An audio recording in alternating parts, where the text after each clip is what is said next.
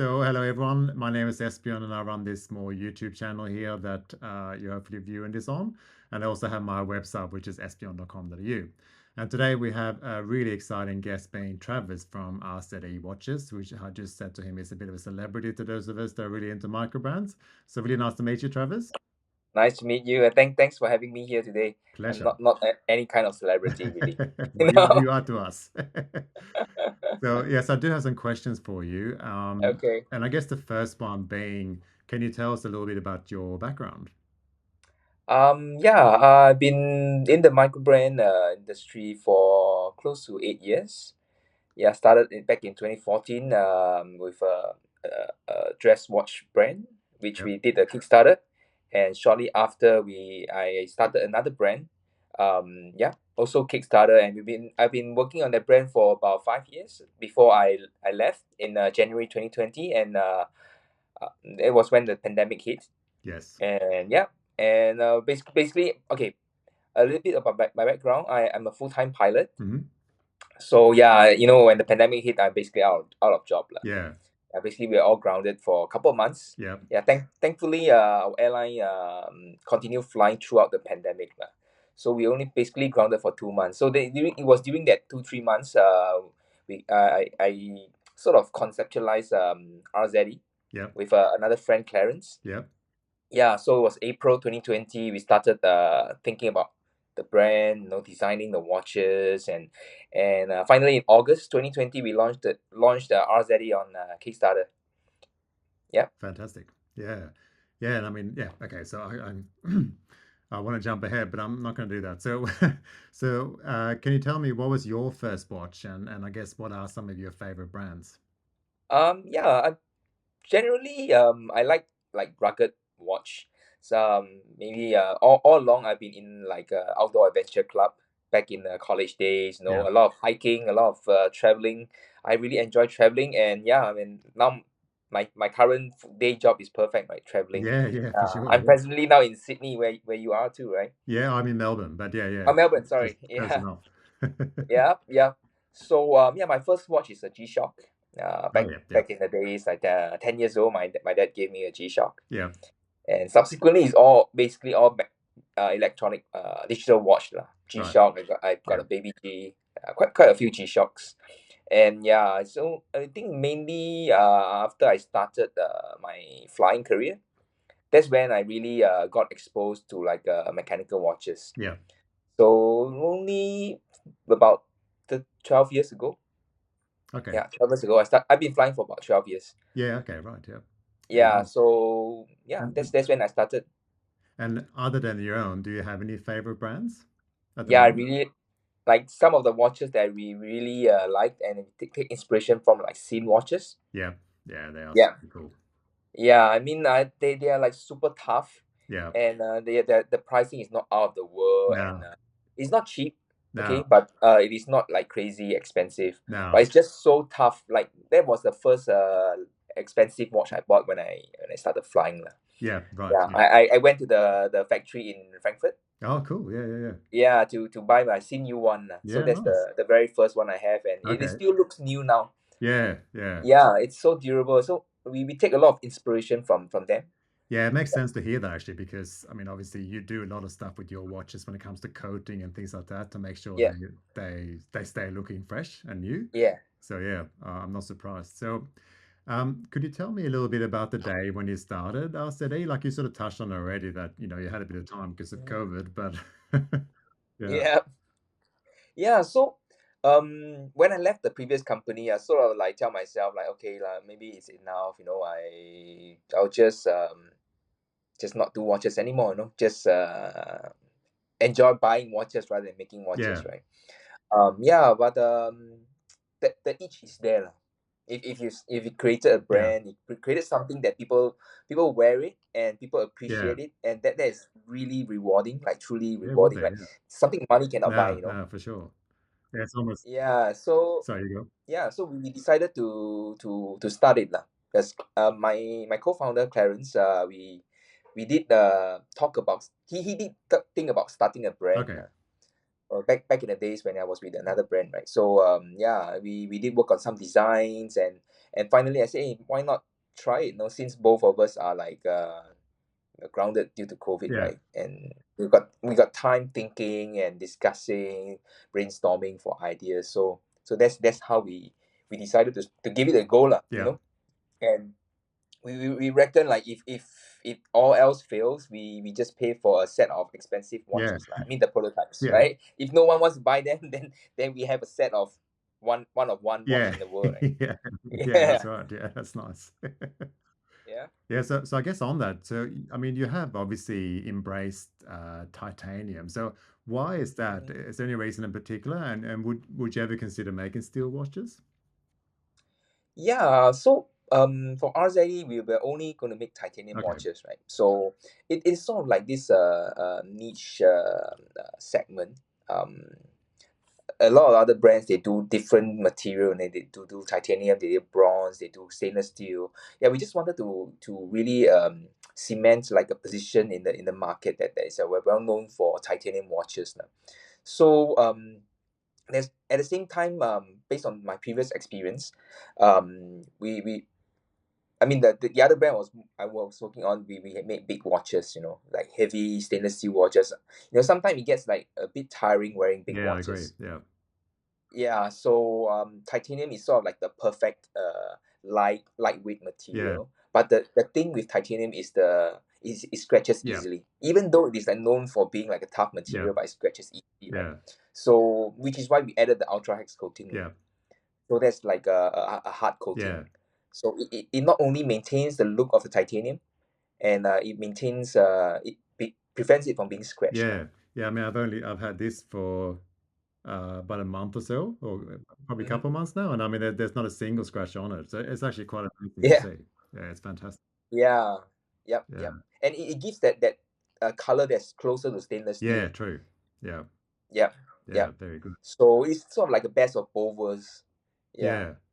Yeah. Um, Yeah, and yeah, regarding the stainless steel watches, not for RZE, but if you notice, I actually had another brand. They make stainless steel watches called HVD yeah. watches. Yeah, so yeah, back to your That's true, question, actually. whether Yeah, we'll of make course. I stainless. forgot about that. That's you as well. Yeah, yeah, yeah. Yeah. Yeah, yeah, Yeah, yeah. exciting. Yeah. Okay. So I guess without giving away any secrets, I guess, but could you tell us a little bit about how you got started? So the whole concept design and manufacturing. So you mentioned that you and Clarence, you were mocking up designs, I suppose, Mhm. as well, and you ordered watches and things. So did you find a supplier straight away that you were happy with, or did you try a few different ones? Or Yeah, so back in 2014, I was really fortunate. My wife's uncle, he actually owns the oh, factory. right. Oh, perfect. Yeah, yeah, yeah. Yeah. So that was how we started. Yeah. Okay. We didn't have to try out the Alibaba, Yeah. suppliers, trial and error, going to No. Hong Kong Watch Fair and stuff, right? So right off the start, we had a reliable supplier. Fantastic. That's really handy. Yeah. Is it hard to tell them So, though but if you're not happy? Is it hard to tell them that you need to try a bit harder? It might be a difficult no, conversation. he's really good. Okay. Like it's their family business. They Yeah. have been doing it for like 40 Oh years. wow. Okay. Yeah. Wow. So, but now we seldom order from him because it is a different segment. So there are many tiers of manufacturer for watches, right? Yeah. So they have the mass market, like they move in like 100,000 pieces volume a month. Yeah. So my wife's uncle belonged to that category. Okay. So for microbrand, it doesn't really make much sense for them. No. Like we do like anywhere between like 500 to 2,000 watches a year, Yeah. right? Yeah. Not a month. No. Yeah, yeah. So we don't really order from him nowadays. Okay. But subsequently we managed to through some referrals. Actually the microbrand community is really great. Even the owners, we help each other out. Yeah. So our current supplier is actually like a referral from another microbrand. Okay. Oh, great. So I shall not name the brand lah, but No, no, yeah, that's all it's, right. it's, Yeah. it's Yeah. just basically other micro brands, they recommended, and then time and time again we get like a cold email from factory as well. Yeah. Yeah, and then they will tell you, I manufacture for so and so, and would you like to see some Yeah. samples? Okay. Yeah, so through the years, we visited China a couple of Yeah. times, and then the supplier actually fly to Singapore as well, Okay. and we met a couple of them in Singapore. Yeah. Nice. Okay. You speak Chinese as well? Or? Yeah, Yeah, yeah, yeah, okay, yeah, that's handy too, because I mean, it must be a lot easier to communicate, I would imagine, in, in, I guess, yeah. Mandarin. So yeah, Definitely. yeah. I speak Cantonese as Oh, well. Cantonese, okay, So yeah, so southern yeah, China, yeah, okay.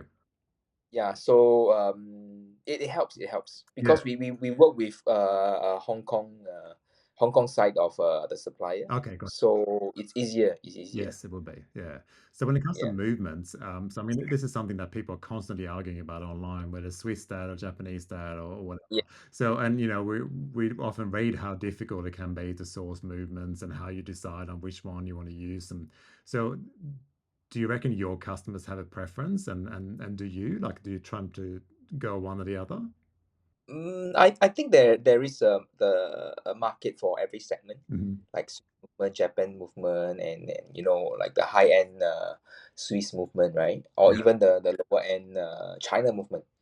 But based on where we started is all Japanese movement. Yeah. Till today is still all Japanese movement Okay. Yeah. for our type. Yeah, and it boils down to reliability. Yeah. So the yield so the so-called the yield loss is just a lot lower for Japanese movement. Yeah. Like we about 1,000 watch, maybe we can have like two movement problem. Right. Yeah. Like you can never find that in Swiss movement. No. Yeah, No. even the higher end ones, right? Yeah. So, and is it mainly is NH35 mainly that you go, like the Seiko ones, or Miyota as Yeah, well? currently we have the NH35, Yeah. and the latest one we launched back in March is with the Miyota movement, Right. Yeah. the 9 series. So we get a lot of comments from the customers, right? They are mentioning like, our watches are not exactly cheap, and they are like, oh, I'm not going to pay so much for NH35, right? Mm. A lot of people compare us with like Saint Martin and Oh, yeah. like Okay. Yeah. like the $150 NH35 watches, Yeah. but it's just there are a lot more components in the watch itself too. It's actually not the sum of the parts. If No. if No. if you know, yeah, Yeah, I know what you mean. Yeah.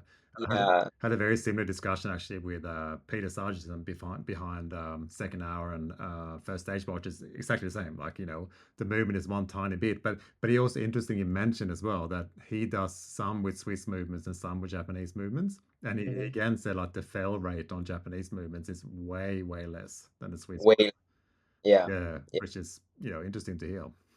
yeah. So that was a conscious decision because it's based on the experience I had 5 years ago, right? Yeah, So um, as a new startup, right, you want to spend the least amount of time trying to fix things. yeah, Yeah. particularly when you're Like, flying all the time. it's okay. About the team, right? I mean, Yeah, my helping me on the logistic, finance, and stuff, yeah. and parents is doing like business development, and Okay. and maybe with another uh, w- my one of a friend's wife actually came to help out with the logistic part because Uh, we just rented a small little like office warehouse kind of thing in Singapore, Okay, yeah, nice. Okay. ship out stuff and yeah, and sometime replying some customer emails. Yeah. Yeah, okay. That's going to be my next question. So in terms of, running a microbrand is hard because it's often a one-man band, but it sounds like you have a little bit of a team, like a bit of a, it's almost like a bit of a family brand for you, but it sounds like, Yeah. yeah, Yeah. that's, So yeah, initially I think for anyone that want to start a micro brand, yeah, it's going to be a tough start lah. You need to do yeah, everything unless you are willing to invest like $50,000, yeah, right? If not, you have got to build your own website. So yeah. our website is built by me. Okay. Oh, good one. Well done. So That's really good. That's really nice. so yeah, I had to build my own website, and then initially we didn't do any like Facebook marketing Right. or any paid marketing in the beginning. So that's okay. Yeah. And a lot of our marketing is from YouTube reviewers, which I've known them from back in the days, right? Yeah. So it's Yeah. easier for startup rather than for a new guy. Let's say if you want to look for one particular YouTube reviewer, they may not trust you, right? No, no, that's right. And I think I came across your very first one, and that would have been through Jody at Just One More Watch. I mean, he's done a lot of videos with your brand, and it's always very complimentary. And I mean, that works for people like me. I look at that and I go, I need to buy one. Yeah. It's just how it is. Right. Yeah. Um, So that's the thing. yeah. I have like a full on team. Everyone is part time. Yep. Okay. So Clarence got a day job. Yep. My wife, housewife, she take care of our two lovely daughters, Yep. Yep. and yeah, my friend's wife has got two kids as well. So Right. all of us are just like side hustling. Yeah, yeah, yeah, Yeah, yeah. Nice. That was lovely to hear. You've had a long day traveling, but three more questions for you. no So, problem. I guess the what we always find interesting, I guess, the buyers and also the people that discuss all brands online is that whole equation of price. Yeah. So, I feel that your watches are priced very fairly. Mm-hmm. Um, and sometimes you wonder how do you actually make money? Like, how do you even make a margin on these watches? Because if you had Oris rather than RZE on the dial, it would have been three times the money, and you would have had Yeah. a lot more money earned, I suppose. So, is that a tough one? Like, how does that look for the business in terms of the future, I guess? I think it's really a different kind of business model compared to like the auras and stuff. Which where we come back again is like the watch is not a sum of its parts, right? The Yeah, price. So for auras, they have a lot of endorsement. They got like a high budget videos, photos taken, right? yeah, So for us, a lot of time is like we work with a freelancer for videographer, photographer. They may be good. You know, a lot of time is their friends. yeah. So Okay, yeah, where I think the value of a micro brand comes in, right? yeah. So we bring in really high quality product at like a fraction of the price because I'm not going to go into the narrative of cut out the middleman and No, stuff. no, no. It's Yeah, been done. Yeah, yeah, I think that's been played to death already. yeah, Everyone is saying that. But in certain extents, it is somewhat true. We a lot of our business is direct to consumer, right? yeah, So yeah, in terms of overhead, we are a lot lower, yeah, so we don't have like big teams and stuff. But down the road, right, as the brand grows and evolve, the it is the next step lah. Just like for Christopher Ward, right? yeah, yeah, Christopher Ward, yeah, they started out as a micro brand, and then yeah, along the way, the team grows, and you can see that the production, the level of pictures, the copywriting and yeah, stuff increase. yeah, So I think that is the general progression for the micro brand. Like, yeah. it's Because not good, not healthy to stay in this price range and this kind of so-called bootstrap kind of operation, right? Yeah, no, not forever. No. yeah, not forever. Yeah. Yeah. Okay. So that is the plan. Would you say ideally to become a little bit bigger and actually have stock watches all the time and things like that? Yeah, in fact, if you can see, for RZE, we are slightly different from most of the other micro brands. Like a lot of micro brands just do like a launch and they sell say 500 watches and then Yep. they move on to the next design. Yeah. But if you can see for our brand, we are trying to do like a hybrid kind of thing. Like we have like watches that we always keep in stock, just like the Endeavor collection, which Yeah. is really popular collection in our brand, Yeah. and we really running the fourth production. So we actually restock them, and then it may not be explosive kind of sales. Like Kickstarter, right? You sell like $200,000 in 7 days, right? Yeah. But it basically trying to create like cash flow, Yeah. constant revenue source, so that we can develop further other products. You Yeah. know, yeah, because sometimes till today we still get people saying, "Oh, it's the first time I see your brand," So, Right. Okay. but it is not easy to do if you are like just a new startup lah. No, You no, won't have for sure. cash flow to hold say 300 pieces of watches in stock, not No, moving in the next no, month. no, for sure. But it does seem like you're not relying on Kickstarter anymore, really. Because I mean, I'm obviously on your email list, and you Mhm. do. I'm guessing you have a big enough database now, so if you release different color variants, whatever, they will sell without you having to do too much. Would you say, or Um, I would love that to be true, but Okay. not so much at the Okay. moment. We're still not that big yet. In No. fact, in August, we are planning to do a Kickstarter again, Okay. second anniversary. So it's been 2 years. So the first Kickstarter was in August 2020, and then now we're planning to run a Kickstarter in August 2022. Okay. Right. Yeah. Yeah. Yeah, Yeah. yeah. But I can't reveal too much of the watch at this moment. I will personally send some photos to you Yeah. though. Yeah. Cool. Sounds good. Yeah, Yeah. So, yeah, well, it's interesting that, I mean, I wasn't going to go into that, but the fact that you've only been around for 2 years, and the like the amount of different models and things you have, like it feels like a fully fledged microbrand already. Like it's quite an achievement, I have to say. yeah. Thank you, thank Yeah. you. I, I, Uh, I think to be fair, we don't really start up from like zero. sure. Yeah. Yeah. Yeah, so that's the, I think, a bit of a difference, because Yeah. technically people have known me for 6 7 years, right? When Yeah. I was working with the other brand. The other brand was pretty popular as well. Yeah. So yeah. Yeah, that's true. That's true. You're right. So, I mean, you did mention you don't really do Facebook advertising or any of that stuff, but I'm part of the, so you do have your own Facebook group, which are the Mhm. RCA fan group, I Yeah, suppose. And RZE that's a community. very active one. Like there's a lot of people in there that are really keen. I mean, it's like the Zelos one as well. Like there's a lot of people in there, very passionate fans. So how did that Yeah, come about? Did you set it up yourself or? yeah. Actually, I just Okay. set it up myself. Yeah. Yeah, it really it grew quite well. We are nowhere near Zillow's fan base, but Sure, sure. Yeah, that's a big I one. think for our age and the time we are in the market, I think it's pretty decent. We really have a lot of like called diehard fans. Like Yeah. some of them have, like, they buy the Resolute collection every single color, the Yeah. Endeavor every single color. So they have like maybe close to 20 RZE watch. Yeah, wow, it's fantastic. Yeah. Yeah, yeah. So we have couple of them like that. So Yeah. yeah, I That's think. I mean, it must be super exciting for, to see that. It's almost like a musician. You write songs in your living room and then you release them, and all of a sudden people are singing it back to you, at a massive concert. It must be Yeah, almost a yeah. similar feeling.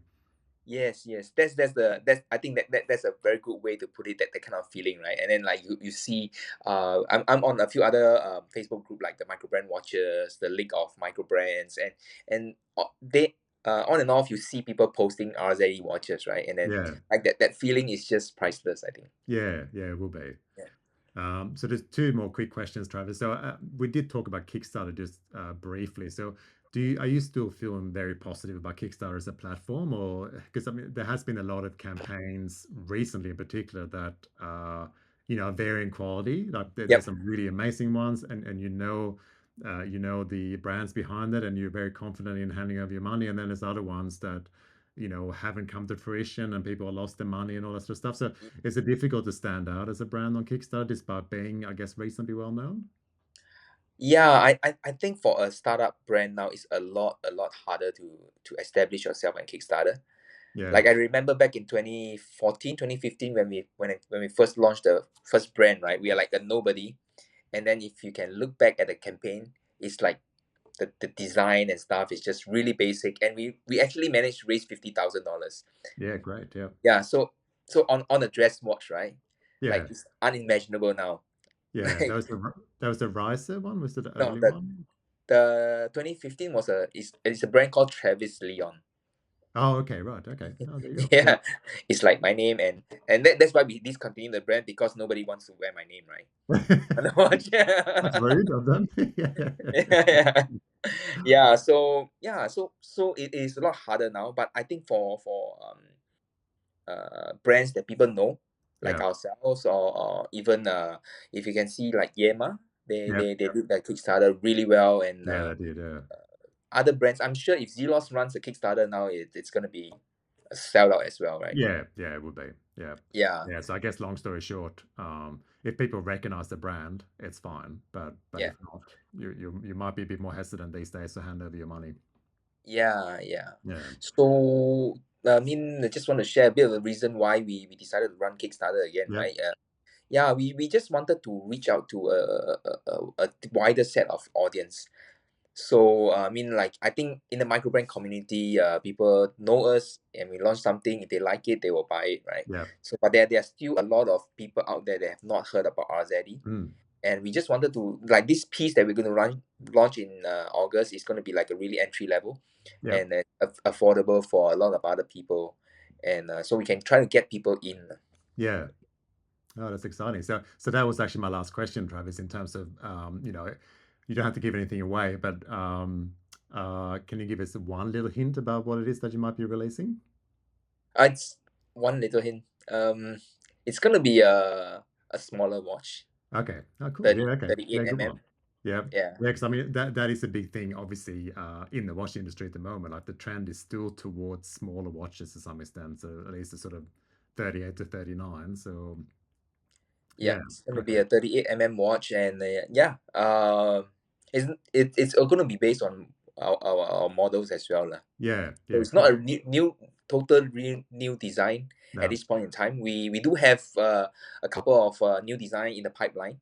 Okay. Yeah, down the road. Yeah, Yeah. so we actually now currently developing the 2023 collection. Okay. So it takes quite a long time. You know, if Yeah. you go into the production, you realize it actually takes up to like 6 to 9 months to actually get the prototype and then the things ready to launch, right? Yeah. Yeah. Yeah. Amazing. Do you still have to go through, like when the prototypes come through, are they normally pretty close to the final result, or do you have to go through a lot of prototypes before you get there these days? Not we are pretty much close to, let's say, 95% Okay. No, that's good then. for the Yeah. prototype. Like just for the super compressor that we just launched, right?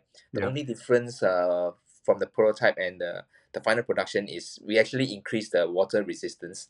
So the case is thicker by 0.5 mm, and then the print is 200 meters instead of 100 meters. So that's the like minor changes that we Yeah. can use, Photoshop to change Yeah. the photos, right? Yeah. Yeah, but it won't be like a total change in the case and stuff. No, okay. Yeah, because that was an interesting release. I mean, like a lot of people said online, like no one's really released an actual super compressor, like one that does the job, other Yeah, than really Christopher Ward in the last few years. So yeah, yeah, I mean, it's very exciting to see. yeah, and I think it's I mean, I thought we were one of the first to do the titanium super compressor, but apparently like Ferro watches did it, but Okay. didn't really mention whether it's a real super compressor or if it's a super compressor inspired like 90% of the other micro brands out there, right? Yeah.